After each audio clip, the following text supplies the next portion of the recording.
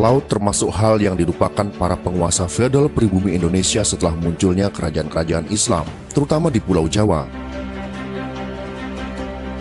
Gertakan Adipati Unus kepada Portugis ketika jadi penguasa Demak adalah gertakan penguasa-penguasa Jawa di lautan.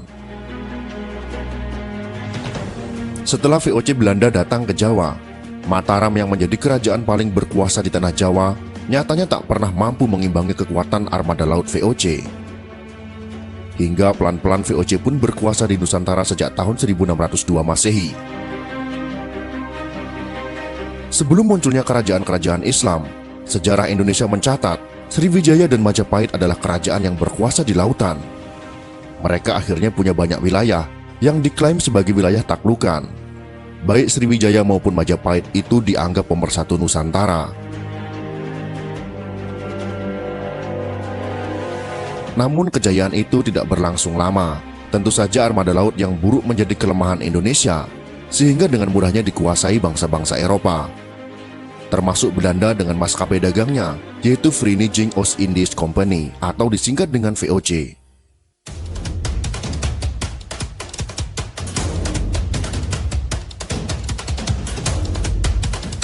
Melihat sejarah Indonesia dari wilayah daratan saja membawa akibat bahwa pengetahuan dan pandangan tentang masa lampau yang merupakan dasar untuk mengenal masa lampau, yang merupakan dasar untuk mengenal dan mengerti masa kini, selalu berat sebelah. Adrianus Bernard Lappian dalam karyanya Orang Laut Bajak Laut Raja Laut tahun 2009. Begitulah kecenderungan melihat sejarah di masa lalu, termasuk melihat sejarah maritim Indonesia. Bila ada kapal pribumi tak boleh diabaikan, pesan Lappian dalam karyanya.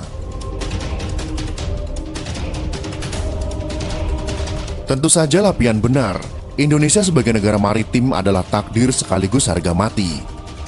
Memang sudah sedari dulu Indonesia punya budaya maritim. Relief kapal kayu bercadik di Candi Borobudur merupakan sebuah rekaman kemaritiman Indonesia.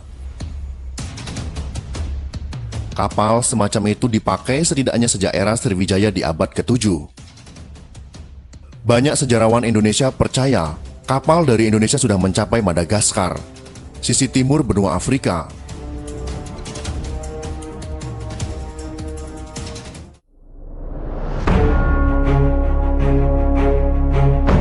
Budaya kemaritiman Nusantara setidaknya terangkum juga dalam sebuah lagu yang sering dinyanyikan anak-anak. Nenek moyangku seorang pelaut. Itulah sepenggal dari lagu tersebut. Cerita kegagahan pelaut Indonesia di masa lalu terekam dalam karya sastra. Masyarakat Melayu punya hikayat Hang Tuah yang berlatar cerita masa akhir kejayaan Majapahit. Tentang pelaut hebat bernama Hang Tuah. Hang Tuah punya kawan sesama pelaut seperti Hang Lekir, Hang Kesturi, dan Hang Lekiu. Masyarakat Bugis dalam surek Lageligu menggambarkan sosok Saweri Gading, sang nahkoda yang menjelajah lautan dan tak terkalahkan. Banyak yang berpikir orang Bugis adalah bangsa pelaut. Namun ahli Bugis legendaris dari Prancis, yaitu Christian Pelleras, dalam bukunya Manusia Bugis tahun 2006 membantah jika Bugis adalah bangsa pelaut karena banyak di antara mereka yang jadi petani di tanah Sulawesi Selatan yang subur. Baik Hang Tuah maupun Saweri Gading merupakan semacam Sinbad, pelaut pahlawan fiksi dari negeri 1001 Malam.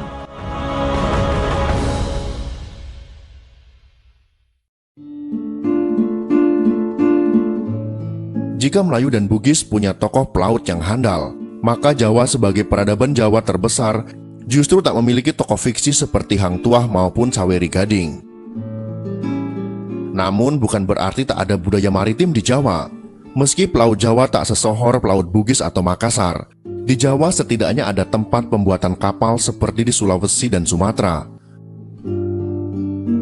Menurut Nugroho Noto Susanto dan sejarawan lainnya yang merilis buku Sejarah Nasional Indonesia jilid keempat tahun 1977, Juwana, Rembang, Lasem yang dekat dengan hutan-hutan jati di daerah Blora dianggap sebagai produsen kapal kayu di masa lalu.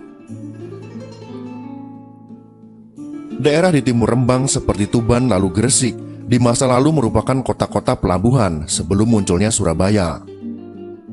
Tentunya orang-orang Indonesia yang jadi pelaut di Jawa juga ada. Banyak orang Indonesia bekerja sebagai pelaut sejak dulu kala. Kebanyakan sebagai pelaut kapal kayu tradisional. Perlahan sejak abad ke-20, banyak orang Indonesia menjadi pelaut di Angkatan Laut Belanda atau perusahaan pelayaran yang disebut dengan Koninklijke Paketvaartmaatschappij atau disingkat dengan KPM. Orang Indonesia yang jadi pelaut militer tentu bertambah di tahun 1940-an setelah Belanda diduduki oleh Jerman. Ada iklan perekrutan pelaut militer yang berbunyi, "Saya orang marine, ikutlah saya." Itulah bunyi iklannya.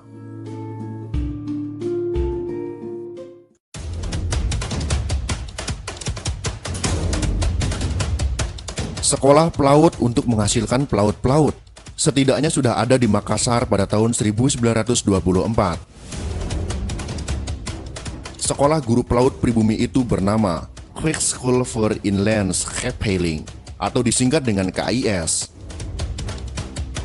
Usaha pendirian sekolah pelaut di Padang dan Makassar itu sudah ada sejak tahun 1914. Di tahun 1930-an sudah banyak orang Indonesia yang menjadi pelaut di Angkatan Laut Belanda. Namun mereka di bawah komando perwira dan nahkoda Belanda, Martin Praja, Kawilarang, Sagino, Amir, Said Bini, Miskam, Gosal, Rumambi, Koliot, Kasweng, Ketutu Kramas, Muhammad Basir, dan Simon, termasuk pelaut-pelaut militer itu.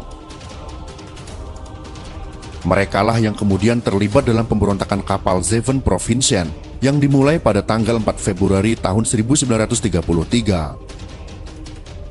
Praja beserta pelaut pribumi dengan bantuan Maut Boshar dan pelaut Belanda lainnya memberontak di kapal perang Zeven Provinciën. Mereka mengambil alih kapal dan meninggalkan kapten kapal di daratan.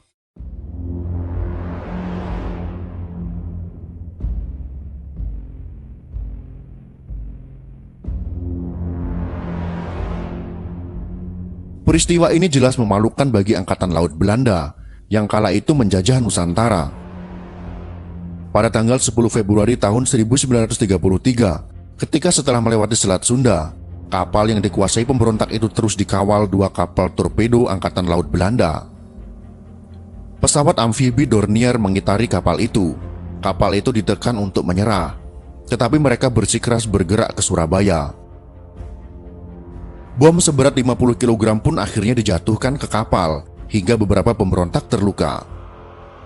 Mereka kemudian ditangkap dan dipenjara di Pulau Onras. Martin Paraja, Kawilarang, dan yang tewas lainnya dimakamkan di sana juga, sebelum akhirnya dimakamkan di Taman Makam Pahlawan Kalibata.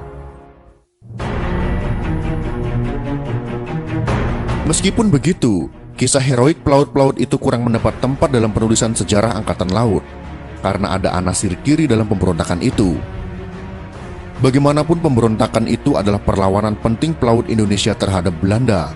Saat itu pula, pelaut-pelaut Indonesia menunjukkan eksistensinya dalam sejarah Indonesia.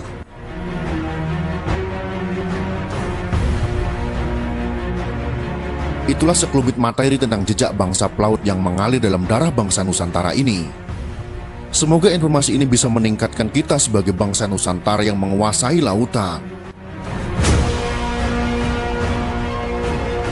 Jika kalian suka dengan video ini, silahkan berikan jempol ke atas. Dan jika kalian menganggap video ini bermanfaat, maka bagikanlah untuk teman-teman Anda yang lain. Terima kasih sudah menonton.